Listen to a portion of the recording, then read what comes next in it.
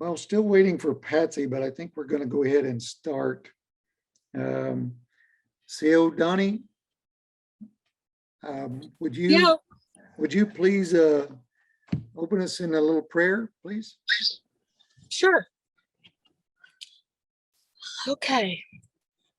Unet Lanahi Wado for our gathering, for us to still have the ability to connect with one another, no matter where we are. It's a wonderful thing. We ask that you watch over us and help us make the best decisions possible to guide us. Watch over our brothers and sisters in the South dealing with the weather, our brothers and sisters in the West dealing with the fires. We ask for safety and protection and just the ability to do what we always do, and that is overcome. Bless all that are in this gathering, family, friends, and loved ones, our people, our tribes, all people around the world, all of your creation. We ask for healing, protection, and safety. Wado.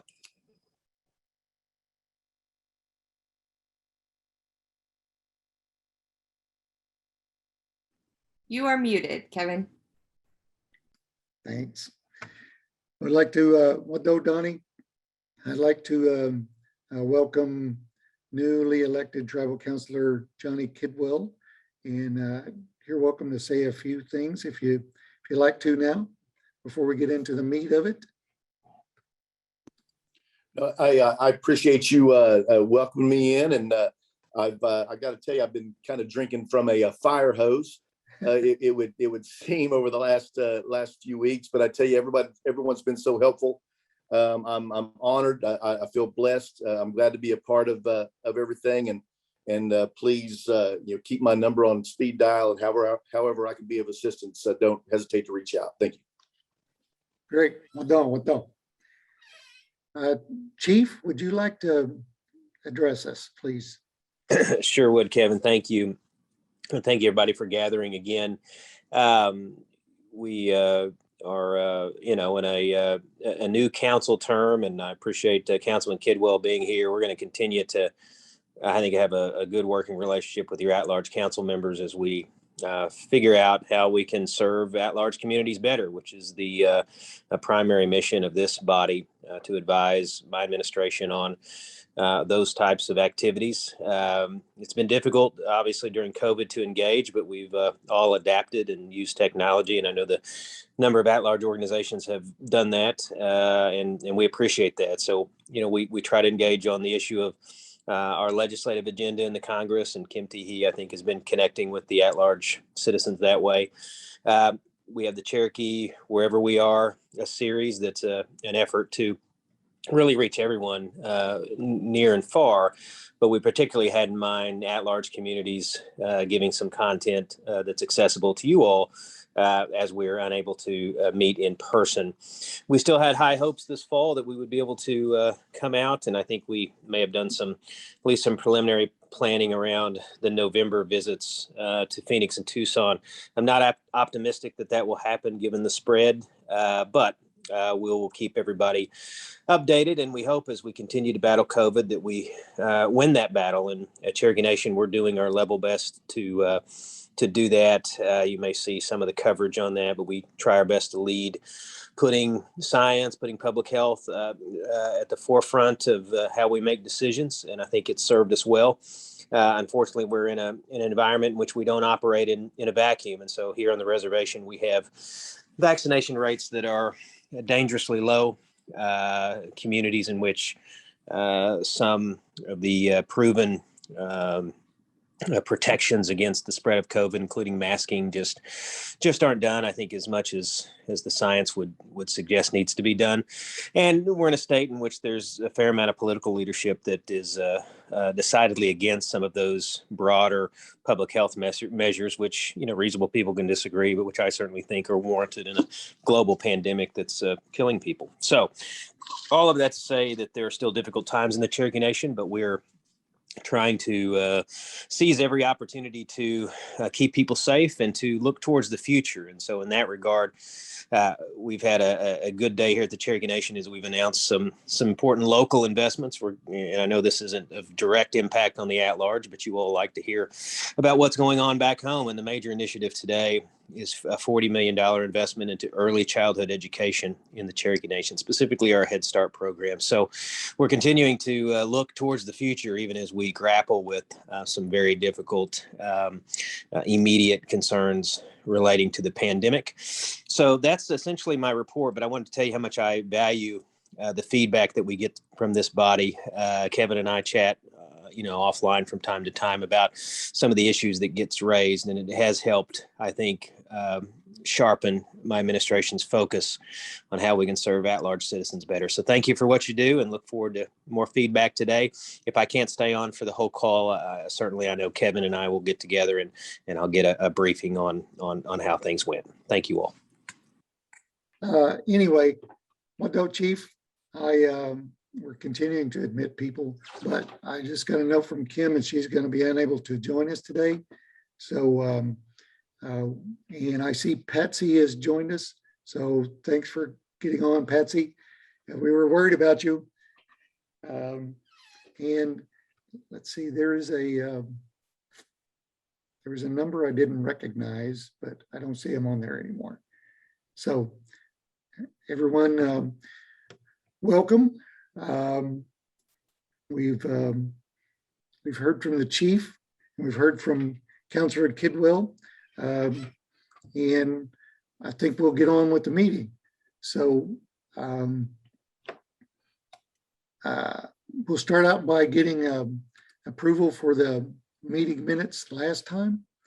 Do I have approval for last meeting minutes? So move. I'll second it, and I appreciate Patsy pointing out that my name was needed to be corrected last time. I wasn't at the meeting, but thank you for that. No, okay. So that passes. I would like to talk about the Cherokees at Large website. First of all, I think I sent the agenda to each of you earlier. I will. I'm going to go ahead and copy this, and I'll put it in the chat for everyone, so you can kind of track along in your hymnal. So on the Cherokees at Large website, we had some issues. It was updated recently, and so I had to revert back to a backup. And so if you see any other issues, some of you have pointed out some problems we've had. So if you see anything else, let us know. I will say that I'm still waiting on, at no fault to Councilor Kidwell, I'm still waiting for his official Cherokee Nation photo so we can update the at-large website with his contact information and headshot and everything. So be patient. And so, Kevin, I just want to say that when I got your update on the website, I sent it to my group. We all reviewed it, and we just want to say thank you. We really, really appreciate all your work that you've done on this, and thank you for your efforts. We'll go for that. I appreciate it. And even though we have a lot going on, you know, I want to be here for you guys, and Donnie the same way, and Abraham Bearpaw on the cultural side. Everyone, Tammy and Brad, everyone at CCO wants to help out as quickly as we can and as often as we can. We may not always see your emails, but just ping us again and we'll try to respond to you. Someone had asked how best to contact CCO, and the best way to do it is just to go to cco@cherokee.org email, and that goes to several of us, and we try to scour through those for ones that each one of us can appropriately respond to. So that's the best way to get a hold of us. Kevin, Okay. can I Anyway, so the at-large website. If you find anything else out, let me know. See, oh, Bruce. I think you're on mute, so I apologize. I think Patsy wanted to say something, but you might not have heard her. I know sometimes these audios can overlap. What Okay. Lindy, and I did, Kevin. I wanted to thank you for including in the chat the information about healthcare access and HUD 184. I think I saw Sherry Whitaker on here. These were both issues that were raised by Capital City Cherokees. And since this is being recorded, I just wanted to be sure that note was made that you did address both of those concerns. And from an Okay. earlier request, the groups are showing again, the at-large communities are showing again on the Cherokee at-large page. And we thank you for your attention to that. And you also just answered the question about how to contact CCO. So appreciate you addressing each and every one of the concerns that came into me. Wado. Oh, wow. Let's see. So Chief talked a little bit about our Cherokee wherever we are. And hopefully many of you that attended our conference have received your t-shirts and your swag from the conference. If not, we just email us and we'll try to get it to you, okay? And if you have not, just make sure you include your t-shirt size, okay? So our at-large conference, the opening ceremony was invited all of the Cherokee wherever we are, folks, and we have several thousand followers on that. And the question came up about why all of the at-large citizens weren't included, able to attend the entire ceremony, the entire conference. Okay, so let me clarify some of that. And that is, we only have available seats in technical terms for certain, like the award ceremony and the opening ceremony. We can have up to 3,000 people, okay? But with the regular sessions, we can have up to 500. And since this is called the Conference of Community Leaders, and since we put our efforts into at CCO into concentrating on the leadership of the Cherokee Nation, the leadership of the organizations, okay? So what CCO does is we support the organizations so you can support your constituents. And so we feel like our meetings go toward focusing on the leadership, okay? So it costs a lot of money to put this on, and we don't feel like we can afford to sponsor all of those people that want to, that are really just curious, okay? So I know some of you will take exception to that, and I'd be glad to have a side conversation with you about that. Okay. Kevin, just real quick, was there consideration to not opening the opening ceremony stuff to the more general population, just keeping it truly with just the leaders? Or like, what was this discussion around that, basically, and opening that portion? No, the opening ceremony was open to everyone, including the leaders. I know we still had issues again this year with registering and getting in there, and there was confusion over getting online with the conference initially, and I apologize for that. I'll just say next year we're going to handle this with a different organization. Yeah, well, I guess my question was more of, since the conference was geared towards the leaders, why have the opening ceremony open to the general population? Because we felt like that the addresses by the chief, the deputy, and the plenary speech was important for all Cherokees who cared to listen to hear. Okay.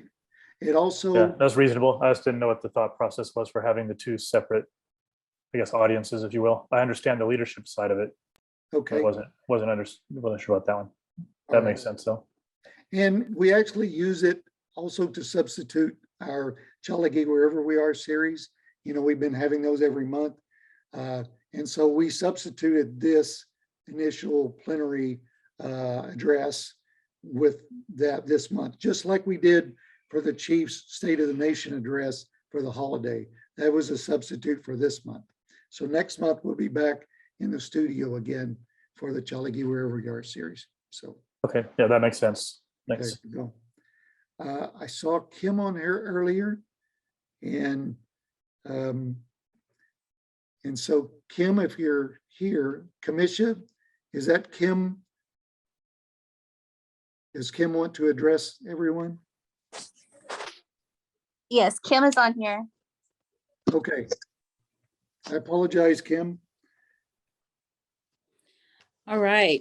Hey, everybody. I apologize for being so late, but for some reason, Zoom the link was not letting me get on by my computer or my phone. So Kamisha figured out how to get on her phone. So it sounds like you guys were in an active, robust conversation. So I'll be brief.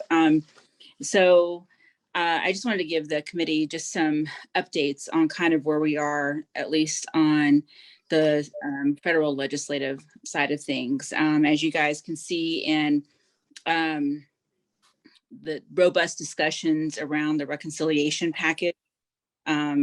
Right now, included in the package includes 20+ billion for the Senate Committee on Indian Affairs, over 25 billion for the House Natural Resources Committee. Importantly, those two committees have jurisdiction over Indian issues, Indian matters for the most part. There's also included an instruction for advanced appropriations for certain Indian Health Service accounts. As you know, Cherokee Nation has long advocated for advanced appropriations or mandatory appropriations, such as Indian Health Service. We eventually see this effort going beyond the Indian Health Service realm to also include public safety, the food distribution program for Indians that USDA runs, but this is a good start. What advanced appropriations means is that in a given fiscal year, there are the payout to the tribes via the Indian Health Service is 2 fiscal years worth of dollars. So that means, for example, it's possible that for the FY22 appropriations that Congress may once again operate by continuing resolution through December. What that means, if for whatever reason we anticipate a government shutdown, if they don't come to an agreement after that congressional continuing resolution expires, what that means is that tribal funds are stymied, and it shutters those areas that are particularly a priority for us, like healthcare, for example. So by giving advanced appropriations, giving another year in advance, these discussions about continuing resolutions and government shutdowns avoids any disruption for those facilities. So that's a big win. The other thing that just got put in was 200 million for tribes to address, the 5 tribes to address public safety through a BIA public safety account to address their tribal justice systems. This is in an effort to help supplement McGirt related expenses to building up tribal justice systems. So the reconciliation package is going through, and it's kind of being linked to the infrastructure package that's also going through. And so the infrastructure package as well has 15 billion for tribes in it. It includes Indian Health Service to address especially like sanitation facilities construction, 3 billion for Department of Transportation, 2.5 billion for water rights, 2 billion for broadband, which is a big priority for us as well. So there's an effort to try to de-link the infrastructure package from the reconciliation package, but I'm just using these terms because you're going to see this, you're seeing this now play out in front of us as CNN and the other major networks report on what Congress is doing, because you hear even over the weekend, the senator from West Virginia, has said that he won't vote on the reconciliation package. And so these are ongoing fluid negotiations. So included in that also is, certain accounts that impact Indian country. And so there's an effort to also try to get the NAHASDA reauthorization included in that package. The chairwoman of the House Financial Services Committee, Maxine Waters from California, is actively trying to include language that relates to the freedmen. And she is trying to, in doing so, be creative in carving Cherokee Nation out, because there is a general agreement that Cherokee Nation is fulfilling its 1866 treaty responsibilities to the freedmen. But that's ongoing. The Indian Housing Council just yesterday and NCAI just yesterday sent a letter up to her committee opposing any language regarding freedmen, and just saying it's a complicated, thorny issue, and it's not appropriate to put in that bill. So that's to be determined. The chairwoman has threatened to pull all Indian housing out of the reconciliation package and just let it go on its own as a standalone. So that's a fluid discussion that's being actively considered. I touched on a little bit about the FY22 appropriations measure that President Biden sent to Congress. And so that's actively also on the table. So it's very funding and appropriations driven right now. And so that's kind of what's on the horizon there. You also have, we also have reauthorization measures. I just mentioned one of them, NAHASDA. The other is Violence Against Women Act, which we continue to push for and advocate, because the VAWA 19 has expired. And so we're trying to get refinements included in VAWA 21. The biggest one would be to expand the definition of special tribal domestic violence jurisdiction, which is included in the law now, and only 27 tribes take advantage of that special jurisdiction for certain offenses that are committed by a non-Indian offender on tribal land when it comes to domestic violence. And the VAWA 21 would expand that authority to include assault of law enforcement officers, correctional officers, obstruction of justice, sexual trafficking, sexual violence, and stalking. So it would include those as well. So we're actively working to try to get that included. It's just trying to see if the Senate will strike a deal. The House, importantly, did pass a bipartisan VAWA 21, which we absolutely support. On the Indian housing reauthorization, I failed to mention that on July 27th, Chief Hoskin did testify before the House Financial Services Committee that has jurisdiction over the NAHASDA bill, and he was met with a warm reception by the committee and by the chairwoman herself. We also managed to get the Durban Feeling Native American Languages Act out of the Senate Committee on Indian Affairs before they went on break. And so now our goal is to try to get the Senate to hotline it, which is a process that means that the Committee of Jurisdiction, which is the Senate Committee on Indian Affairs, then when they hotline a bill, all that means is they go to both sides of the aisle, Republican and Democrat. They put the bill out there for their consideration, and it's a way to weed out whether or not there are any objections over a period of time. If there are no objections, then they'll proceed with scheduling the bill for what's called the unanimous consent consideration. What that means is typically bills that are not considered national, of great national importance to the country. These kind of parochial issue specific bills tend to get passed out of the Senate by what's called unanimous consent calendar, meaning if there are no objections, then the floor will take the bill up by unanimous consent. So there's actually no voting. It's just by unanimous consent, the bill passes. So my hope is that we can get that bill passed out of the Senate. We're working with the House now to see if the House committee will agree to hold the bill at the desk once the bill enters the House and have it taken up for consideration in the House. And that requires the consent of the Committee of Jurisdiction on the House side. So we're working on that too. My goal is to try to get it, that bill out of Congress by the end of December. So knock on wood that we can get that happening. And it should. It's not controversial. It's just there's so much other stuff going on that it takes the back seat to the other national stuff going on. But I always say, if you can find a gap while these national issues are taking place, slip it in. It's such a non-controversial measure that they should be able to get it done quickly. I think since last we spoke, Brian Newland was confirmed as Assistant Secretary for Indian Affairs. Brian is a former intern of mine when I worked on the Hill many years ago from from Michigan. He's a good friend, but more importantly, he gets Indian country, gets unique issues as well. He is an attorney, a former law professor, also a former tribal chairman of the Bay Mills Indian community as well. And I served with him in the Obama administration when he was a special assistant to then Assistant Secretary for Indian Affairs, Larry Alcohawk, and then later Kevin Washburn. And so that's kind of in a nutshell where we are on some of our issues and priorities. It's very appropriations driven right now. We're just trying to make sure that we don't lose any momentum in any of these bill packages as they go through. So we're really keeping a watchful eye on what's happening with the infrastructure package, reconciliation package, because again, those two are kind of linked together, as well as FY22 appropriations, as well as sort of the authorization legislation that's going through too.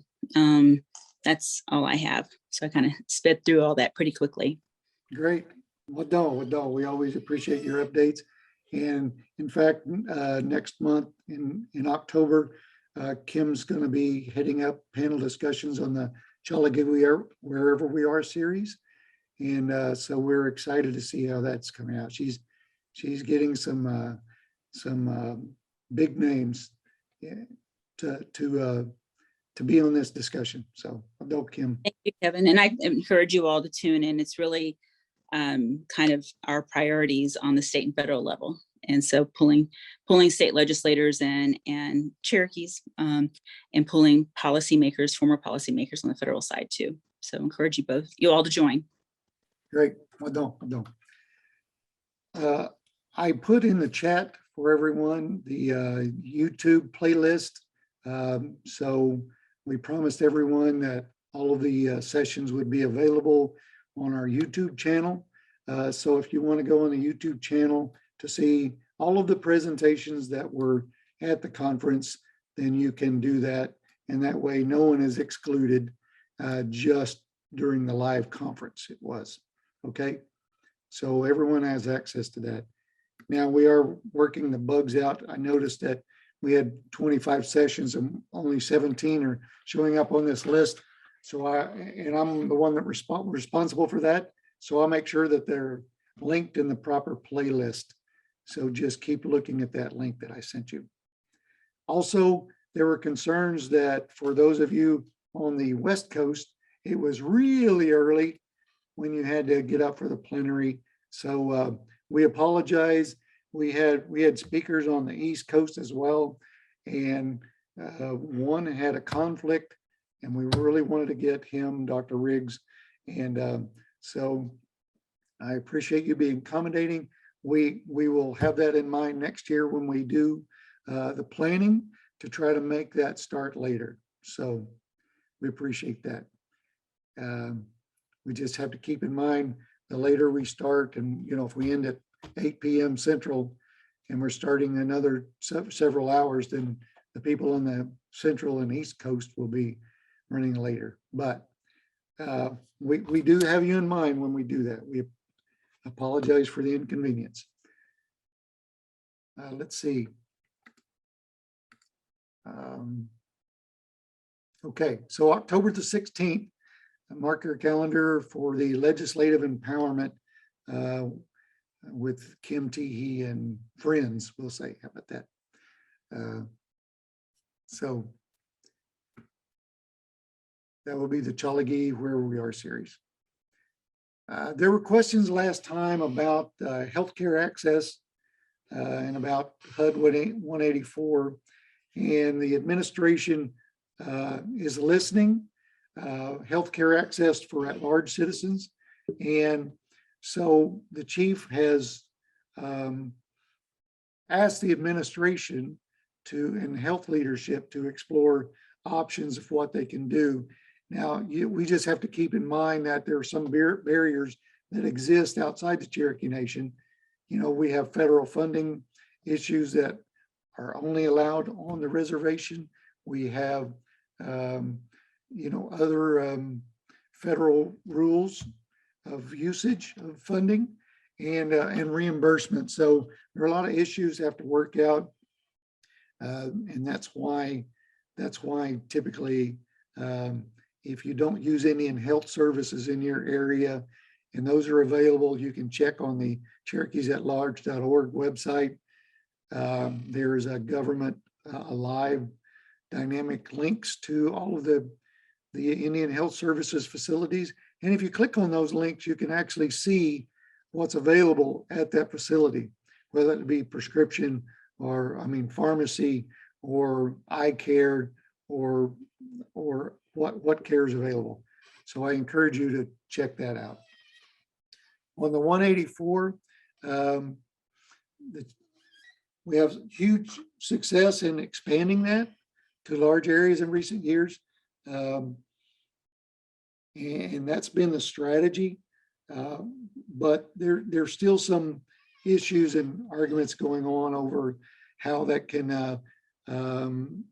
give us the best chance of success. But I know that across Indian country, there are a lot of HUD 184 housing opportunities.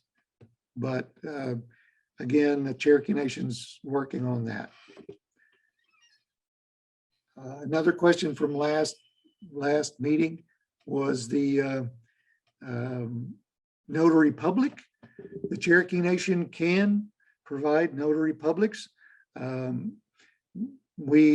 I've spoken to the administration, and we think that we would love to sponsor one notary public per large organizations, because I know the biggest issue is during the ballot time, you get charged a fee when you mail in your ballot.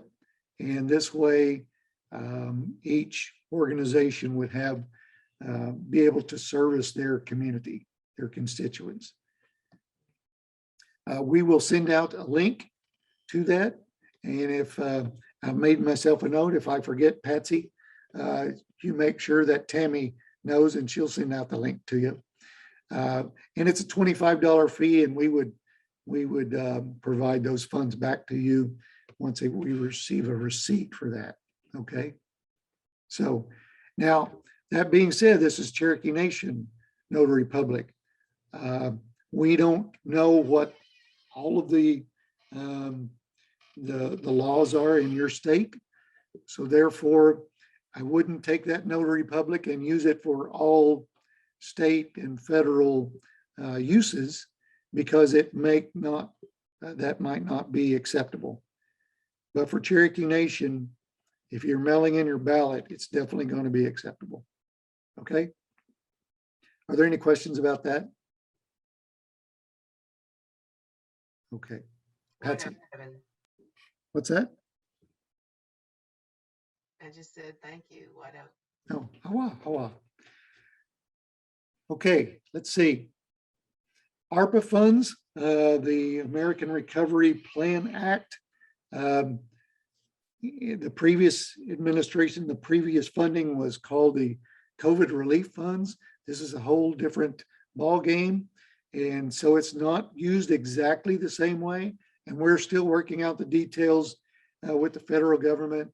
But the administration assured us that we can figure out a way that we can use it in the at large. We just don't know all of the guidelines yet. So that's in the works. We're working on that. And as soon as I know something, I'll let you know something. Okay. Kevin, real quick, before you move on to the next topic, it looks like Julia Coates put a comment in the chat regarding the last topic on notaries. Okay, sorry. It says notaries no longer the option for elections. We could be more effective to just have witness gatherings and at large events. Okay, I will look into that. That I was not aware of, and I appreciate you bringing it to my attention. Yeah, Kevin, we got the law changed previous to this most recent election, even so that one witness is the only thing that's actually required. And this doesn't, the at-large groups can just do this at their own meetings. Basically, they can witness each other's ballots, basically, if they wanted to do that. It can still be kept secret. The only thing is they need to be able to copy their IDs to be Okay. included in it as well. But, this is conceivably something that no longer needs a notary. So just Okay. to bring that to everyone's attention.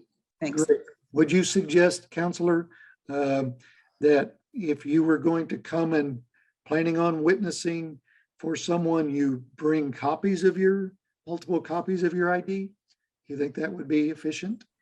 You could do that, or I think they can even just take pictures of it, Okay, and on their phones and email it, to the person whose ballot they're witnessing. Yeah. okay, great. No, It looks like Chief Hoskin has his hand raised as well. Well, I appreciate that. Before Counselor gave that excellent response, I was going to just comment that, yeah, it's absolutely permissible under the law.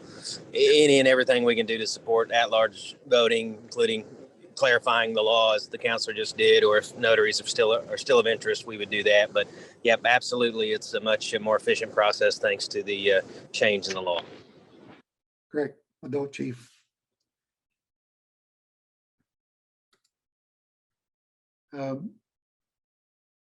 So Lindy Conover. Okay, so back on the ARPA, that is, I would like input from the advisory committee and those of you, it doesn't have to be today.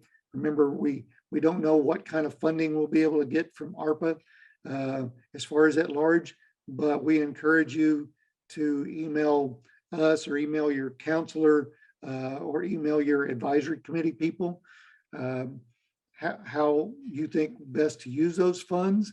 That being said, if administration and the government is having difficulty figuring out how we can use those for at large, then I think that we will here's the chief's going to clarify. Right. Well, and just to give some parameters, maybe to help this body give some thought to it. Last time under the CARES Act, the CRF funding, the focus was how to keep people safe. And so I think connectivity issues were something we could address. Food security issues were something we could address. ARPA is much broader, but I think in at-large communities, there's still maybe a relatively limited menu of what seems attainable. So for your organizations, if you want to improve how you can connect safely during COVID in terms of technology, that's probably fair game. Something you can do to serve people that you serve in the communities with food, other types of, protection against COVID. Maybe it's masks, things like that. So that's just sort of some broad parameters. Other aspects of ARPA involve mitigating the economic impacts of COVID. That's more difficult for a nonprofit to do, not impossible, but that's kind of another area that we could look at, but probably the area that's more challenging. So be thinking along those lines, and I'm very hopeful that we can commit some funds to at-large organizations from our ARPA funds. Great. Adon. So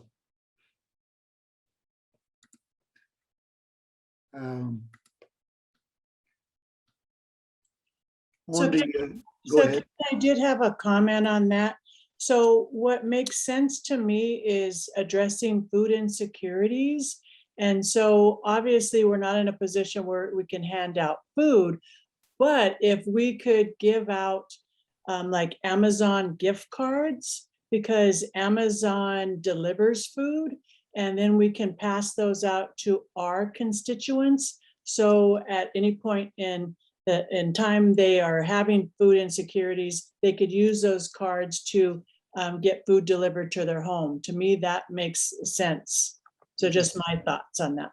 All right, I appreciate it. One issue we did have last time was that it's difficult for Cherokee Nation to justify to the federal government that gift card is used for food. And so if we bought food specific gift cards, I think that's going to be more acceptable than buying an Amazon cart, because we still have to report back to the federal government. And so if I'm wrong about that, Chief, just let me know. Whatever way it's handled, but I think food, some kind of gift card to food would make sense to me. But I mean, the details, you guys are the experts. Okay, well done, well done.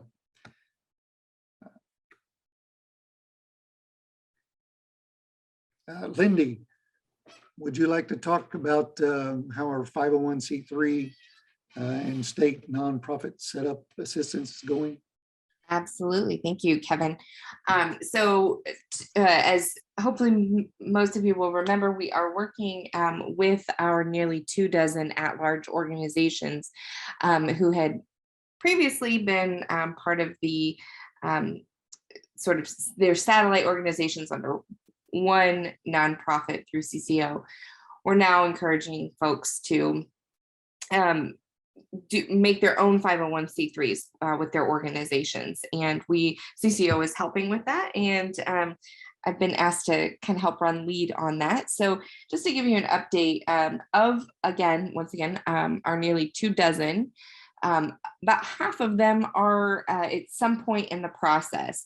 So just to recap, in order to become a 501c3 nonprofit organization, an org has to first file their articles of incorporation with the state and then proceed to the federal IRS process. It's all very formulaic, very, just fill in the blanks. So we have gotten our organizations through that to different stages. So I would say about a third of them have completed their articles of incorporation and have moved on to, and excuse me if you can hear my dog barking in the background, the bus is dropping kids off in the neighborhood. In any case, about a third of them had filed with their articles of incorporation with the state, and that has passed. And so now they're going to the federal process. We have a few, another third of our organizations are actually, their paperwork's with the IRS, and they're going through that approval stage. And then we have the other third who are still, nothing's been turned into the state or the IRS. We're still just working with them to fill out all the paperwork that they would need to submit to the state. In any case, that's very good news. I would say within the past about six months, I suppose, maybe a little over 6 months, we've been able to take organizations through this process, 11 different organizations. So I think that's pretty good progress, considering how complicated this process. It's not complicated, it's just time consuming. I think that's really what it is, because you've got to go back to your organization and get this approved and get that approved. In any case, if anybody is unaware of this and they would like to be included in this process, that's what we're here for. So please do reach out to myself or to Kevin, and we will work with you to move that forward. Great. Well done. So you're saying the government takes a long time to do stuff? Yeah, not everyone's as speedy and efficient as the Cherokee Nation. So yeah, the IRS is taking a little bit longer than things are there in Oklahoma. Okay, well done. And we appreciate you helping us out on this topic. Happy to help. Thanks, Kevin. Just going through the list here. Are there any questions so far on anything we've spoken about? Okay. All right. So the chief alluded to the fact that we're thinking about large travel to Phoenix and Tucson in November, and we're procuring a couple of outdoor venues. They will definitely be outdoors. We will have masks, and we'll have strict COVID guidelines and distancing, and we're experiencing inside the Cherokee Nation, inside Oklahoma, an alarming uptick in COVID cases and our community's gathering, and it's becoming a real issue really quickly. And so we're really concerned about, you know, as the Cherokee Nation always has been, about people gathering for any reason. And I know that we have so many elder cultural keepers and so many speakers, and we have a limited number of those folks. And we want everyone to be healthy and safe. And so we're going to do what we can to make sure that we do it properly and as safe as possible. So bear with us on that. Hopefully you'll support us on that.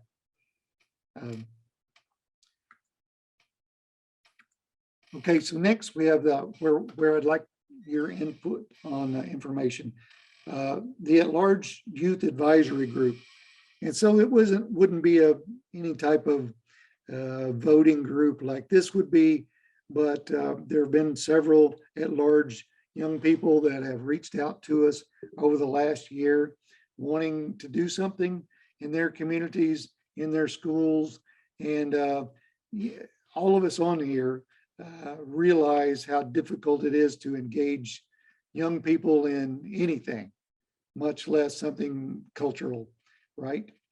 And so I think whatever we can do to support that and to get their input on how we can you know, motivate youth to want to perpetuate our culture, I think we need to do it. So I'm going to open it up. I would like for you guys to come up with names over the next month or so. And you can email me, you can email this group, you can email your tribal counselors, and come up with a list of, you know, it doesn't have to all, they don't have to all be at large. And we will probably have local young Cherokees, hopefully Choosy Mackey will help us out there. And so anyway, we would like names, please. Open it up for discussion on that. Kevin, it's Kathy, and what age ranges? That's a good question. You know, we typically shoot for like 15 to 24 when we talk about youth in our department. Kim has a comment? No? Okay, sorry. All right.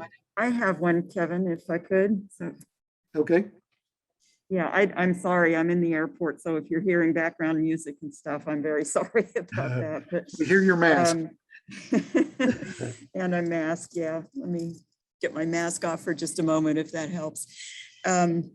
I've had inquiries about this, and I'm sorry that I think the chief has left at this point, but maybe someone else can explain what the why at-large citizens have to be living within proximity of Tahlequah in order to physically attend meetings, especially I think when Zoom has demonstrated, you know, that there are so many more opportunities for participation than to be able to physically participate.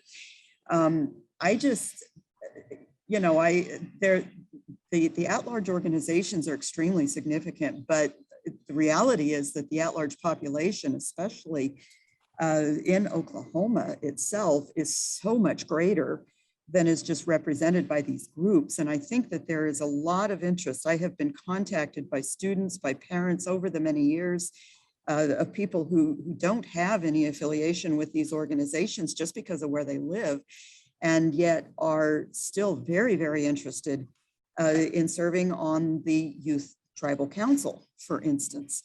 And I would love to see at-large people actually on that Youth Tribal Council, or if not, if there could actually be sort of an at-large Youth Tribal Council, because I think it goes beyond language, culture, and history. And I'm not going to denigrate that in any way at all, of course, you know, that those are very, very important things. But our Youth Tribal Council is almost something like a model United Nations, you know, would be sort of the the model, I guess, that that I think that there are a lot of people who are interested in becoming involved in government, and if that can also be kept in mind for the at-large students as well, because I'd love to be mentoring people to come up to follow Johnny and I, or whoever it may be that, holds the position in the future, who are interested in that kind of thing, who are interested in working in government relations, maybe in their particular areas. I mean, I can imagine a lot of ways in which involvement, even beyond the at-large community organizations, could be incredibly valuable to the at-large youth all across the country in these organizations. So I'm not sure exactly why at-large youth are being sort of prohibited from the regular Cherokee Nation Youth Council at this point, when Zoom has demonstrated that remote participation is entirely possible. And again, with the chief having left, I'm not sure that there's anybody on this call that can explain, why that policy is being held to in our day and age. I will definitely bring it up to him, and it's a good point, and I appreciate that input. I know that we have organizations in Oklahoma City and Tulsa that aren't so-called CCO participating organizations, but they're viable and very active in their own right. And hopefully, we can include them in our outreach as well. So, Kevin, to be clear though, for the at-large youth council, you're not looking for a proximity to Tahlequah, is that correct? For the one that we're talking about in this meeting, yeah, we're not looking for necessarily someone that lives in proximity. We will have Zoom meetings. Okay, wonderful. Okay. I guess I'm just kind of questioning because it seems almost like a shadow or to the tribal youth council that has existed for so many years. And I'm just wondering if there's a possibility of at-large people wherever they may be, actually serving on that existing tribal youth council, right? But yeah. Okay. Yeah, and I don't know the answer to that. We did not come up with this concept by working with them. We will definitely reach out to them because we don't want to offend anyone for sure. But I think Commissia has added an at-large. This is Kim. I actually added Kevin. Right. This is remember I'm using Commissia's phone. Okay, that's right. That's right. Sorry. So I just so for everybody's awareness, I added in the link the current Cherokee Tribal Youth Council applications, which applications were due by September 1, 2021. And it does include in here eligibility. That person must have a permanent address inside the 14 county. And also there's an eligibility here that must have a permanent address outside the 14 county reservation. And that's specifically for at-large applicants. So I don't know if that answers the question, but Youth Council, which was designed to be similar to Youth Council in representation. I think they, in the recent future, I think they've had an at-large youth counselor on the so I just wanted to add the eligibility does include people outside of the reservation.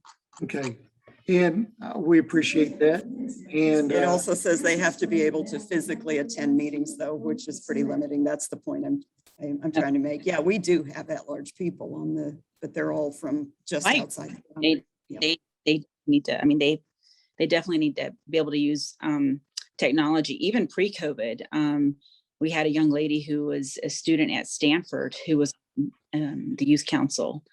And this all pre-COVID, obviously, but so I know they used technology then. So I wish they would alter the physical presence part, because it may discourage people who would otherwise be interested from applying.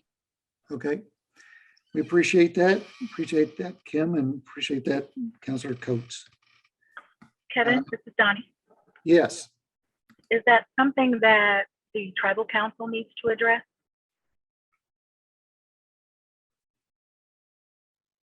I don't know the answer to that. I don't think it's anything, it's just a policy, you know, it's not anything legislative or resolution. It's just a policy that Of Yeah, the youth administration Council. enacts, yeah.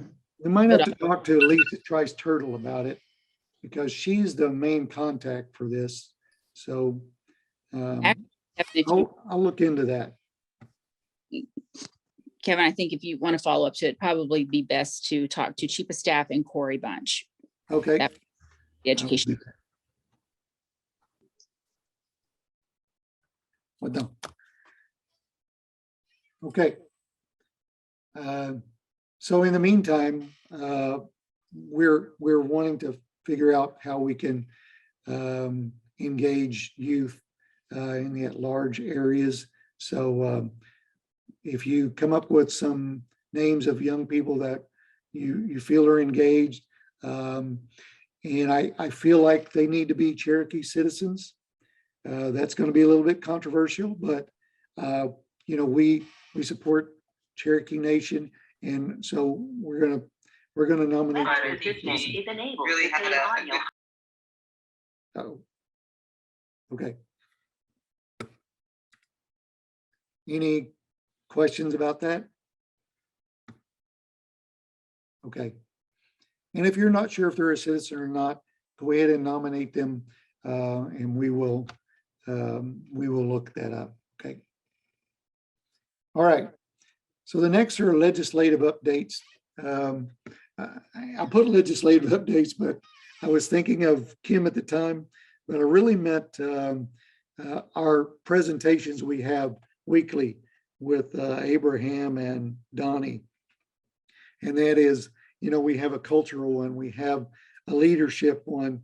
You know, we've been doing this for 6 or 8 months now. And so we're getting lower viewership. And I don't know if we're rehashing the same things, or if you guys would help us come up with topics that you think might be popular or different, or something that you want to hear in a presentation. We would love to hear that. Okay. So just because it says legislative updates, like I say, I was just thinking of Kim's stuff at that time. All right. Also, the administration and CCO would like to be a part of regular meetings with the at-large groups. So if you guys would mind reaching out to us when your organization is having a meeting, we would appreciate that. I know several people are do ask us to attend and send us invitations, and we appreciate that. So just keep us in mind. And there's some discussion in the chat room too, if you want to take a look at that.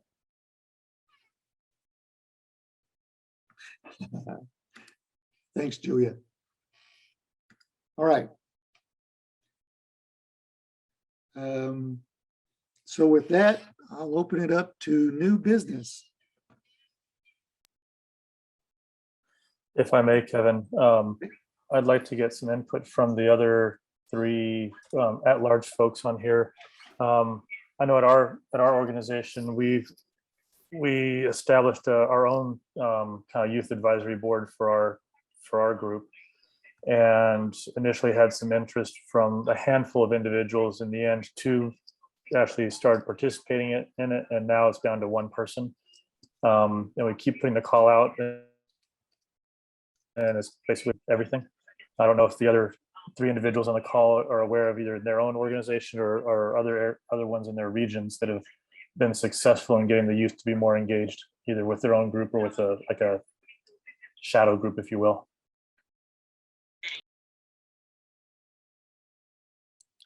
So Los Angeles has not been successful. We have tried to engage youth, and we find that most of them are busy. They are, in college or what have you.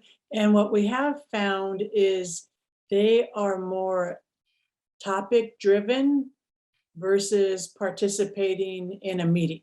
So if there's something that's particular interest to them, they'll participate, but they don't want to make a long-term commitment of coming to meetings on a regular basis. That's been our experience. Yeah, and our initial kind of, I guess, guiding task we gave to our group was to actually do that, maybe come up with some programming that would be more youth focused and topics and ideas. But again, it ended up being 2 people talking to each other. Now it's down to 1 because the other person has had some social issues and has kind of dropped out of our group. And you guys shouldn't be discouraged, especially if you're talking about cultural topics or Cherokee Nation topics, because here on the reservation, we have the same issues engaging young people. And, they're typically full blood or typically engaged in the culture on occasion. We should all be so lucky to have a Chuji Mackey on our side, but we don't. So that's kind of why we're brainstorming here. Okay. Sorry. Yeah, I know this has been an ongoing thing. Because I know at the first summit that I went to in 2011, this was a topic of conversation. So this is at least a decade-old problem. Mother of Kevin. Chuji. Well, and again, I've had trouble engaging youth as well. As a matter of fact, I was met with a little hostility from a couple of high schoolers, one's at large and one's local, and I just talking about culture. And so I'm like, maybe this isn't my age group. And so I've talked to my son about this because he just turned 18. And, I just know that how they communicate and where they communicate is different. And I'm not expert in that. I have an idea. And, so I've asked him questions, where are kids talking and where's the best way or best places to reach people? And do the topics need to be long or short or, leadership culture, what would people be interested in? So I'm still trying to get answers, but it's been difficult to really be successful in engaging youth. And there is a lot of a difference between the high school age and the early 20s up to age 24. They're kind of moving into different places too at those age groups. And so anyway, I don't have any answers. Maybe I'm just posing more questions and sharing some experience for consideration. So this is Kim. So, and I'm not saying that I have all the answers either, but typically when I feel like we have something that is worthy of bringing the youth in, for example, we have an upcoming date to be determined, but we have the commitment from the Department of State's delegate in residence, who is officed at the University of Oklahoma, but she oversees State Department outreach and engagement, including teaching about future careers in the State Department. That's kind of her job for Oklahoma, Kansas, and I think 4 states. And so, and these are just 2-year terms. So she's the new one. So I've already secured a commitment from her. So what I'm planning to do, and I've had success in doing this previously, is I coordinate with Sequoia and I look for juniors and seniors. I coordinate with Johnson O'Malley and I look for juniors and seniors or people who might have an interest. And I might even partner with some of the Indian organizations for schools who may have them. Or, I've asked teachers where I know that they are, where they have a significant Indian population, is this something your students would be interested in?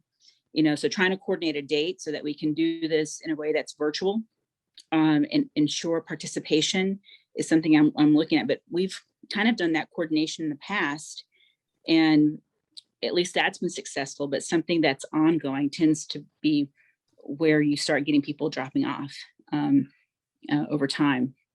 But that's kind of what my approach is to bringing youth in during the semester. Oh, well, we appreciate that. And those are some good notes. I just have another thought, which is not instead of, but in addition to, might we want to consider raising the age? Perspective is everything, and where you are in age and what you consider youth is relative. But perhaps a different age group that, say, begins at 24 and goes to 30 and has a focus on how, as an at-large, you can support the Cherokee Nation and Cherokee history and culture, and perhaps have our at-large counselors be on for a session that would talk about, what if you want to be an at-large counselor when you grow up, and different things like that, and just at a different age group, whether there would be a different level of interest. And it's just a suggestion. Okay, well, no, I put that in the notes. I appreciate that. So Kevin, to me, where I feel like the low-hanging fruit is, and that's one of the reasons why our Gen Z leadership program is so successful, it's my understanding that Cherokee Nation gives out approximately 5,000 student scholarships, and they have to, part of the requirement of receiving the scholarship is to do community service. So really tapping into that group of people that are receiving scholarships and letting them know that part of the community service hours can be through participation in the youth council and some of the other organizations, because you have a whole pool of young people that are receiving money from Cherokee Nation, and they need to meet the service hour requirement. To me, I'm sure if we tapped into them and let them know that they could use some of their service hours on involvement in some of the organizations, I think we would have a better chance of engaging them. That's a great idea. I appreciate that. And I know here at CCO, we use one or two students a year to help us with things we do around here, and including basket starts. So that is something that we try to do. Of course, it's COVID year, but we have the Cherokee Nation offers internships, and we have places for 2 at-large internships during the summer. Now, we had one, Katie Littleton from the DC area, and she was great. And so she got to attend the conference. We had her a tear dress made. She got to attend an at-large event at the same time. That's on the upside. On the downside is that, we can't sponsor that person. So you have to be able to get here and stay here and feed yourself. And I realize how difficult that is, just like with the Tribal Youth Council thing. But that is an option. And I don't know if we want to try to come up with an internship scholarship or something with all the at-large groups pitching in a few dollars to see if that's something that could be done. But it's just an idea. Because I think, she had the benefit of going to the local museums, and we could take her to historical events and sit on the language program in her 6 weeks that she was here. So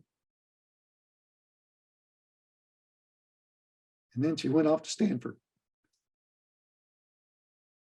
Anyway, we wish her luck. Donnie, you have anything else?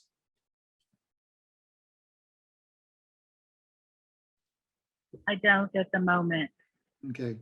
Abraham had family issues, so he wasn't able to attend today. If anyone else has anything, and otherwise, we might sign off. I appreciate everyone spending their hour and 18 minutes with us. And I think we're very productive, and it's good to hear input from everyone. So, Kevin, if I might add quickly, another thank you for all the work that went into getting out the conference packages to participants. I can just see people sitting there stuffing those boxes and slapping labels on it, and then somebody taking it to the post office. I know that's a lot of work. And also, heartfelt thank you for the beautiful finger weaving for the at-large advisory committee members. That was a very nice touch. So wado for all. wow, wado. Yeah, we have 3 boxes. Our last stack of boxes are 3 of them about 6 feet tall left to take to the FedEx. But anyway, enjoy them. And we appreciate your participation. I know it's a small gift, but I think it's very important that we give diverse cultural gifts out to presenters and to the committee. So, well done. Okay, then. With that, the next meeting is going to be December the 14th at 2 p.m. Central Standard Time. Or Central Time, we dropped the standard part, didn't we? Okay. And do I hear a move to adjourn? I'll move. I'll second that, and thank you again, everyone. Okay. Any objections? Okay. Do-da-da-go-ha-e. Well, no.